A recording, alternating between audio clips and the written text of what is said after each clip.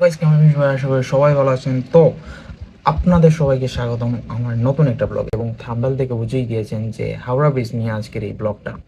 আপনারা যারা হাওড়া ব্রিজ সম্পর্কে জানেন না, হাওড়া ব্রিজ কলকাতা শহরে অবস্থিত এমন একটা ব্রিজ যে ব্রিজে কোনো পিলার নেই। তো ফাইনাল চলে আসলাম হাওড়া ব্রিজে। আর গাইস, এই ভিউটা নেওয়ার জন্য আমার ফেরিঘাট থেকে 20 টাকা টিকিট নিয়ে ফেরিঘাটে আসতে হয়েছে, কারণ ফেরিঘাটে না আসলে এরকম সুন্দর একটা ভিউ নেওয়া যাবে না। শুধু তুমি এই ব্রিজের উপর দিয়ে হেঁটে যেতে আর আসতে পারবে, কিন্তু আমাদের তো দরকার সাইড থেকে যে একটা পিলার ছাড়া এই ব্রিজটা তৈরি করছে কিভাবে, এটা দেখার জন্য। তো এই যে ব্রিজটা তৈরি করা হয়েছিল 1830 সালে, এর আশেপাশেই একটা হবে।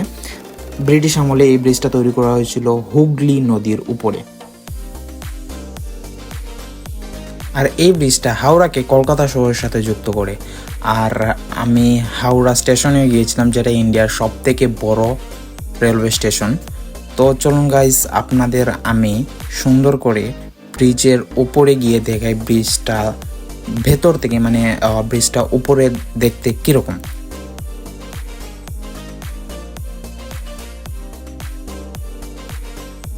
তো চলে আসলাম ব্রিজের উপরে। ব্রিজের দুই সাইডে দিয়ে মানুষ হেঁটে যাতায়াতের জন্য দুটো রাস্তা আছে, এবং মধ্যখান দিয়ে দুটো রাস্তা গাড়ি যাওয়ার জন্য।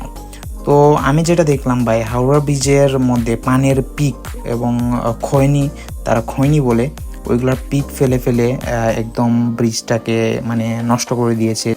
যদি এগুলা ঠিক করার জন্য ইন্ডিয়ান সরকার দ্রুত পদক্ষেপ না নেয়, তাহলে কিন্তু ভবিষ্যতে এই লোহাগুলোতে জং ধরে লোহাগুলো নষ্ট হয়ে যাওয়ার সম্ভাবনা আছে।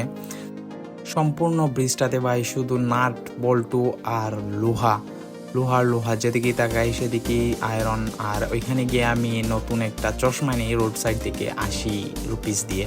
তো চশমাটা অনেক সুন্দর লাগছিল আমার কাছে, তো ভাবলাম চশমাটা কিনে নিই অ্যান্ড আপনাদেরও দেখালাম।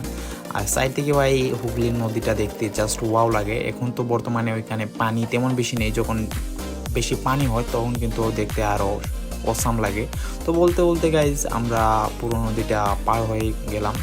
তো ভাবলাম যে একটা ড্রোন শট দেখানো যাক আপনাদের। যদিও এই ড্রোন শটটা আমার না, এখানে লেখাই আছে কোন ইউটিউব চ্যানেল থেকে আমি ড্রোন শটটা নিয়েছি। তো আজকের ভিডিওটা এই পর্যন্ত। ভালো লাগলে চ্যানেলটাকে সাবস্ক্রাইব করবেন অ্যান্ড ভিডিওটাতে লাইক করবেন।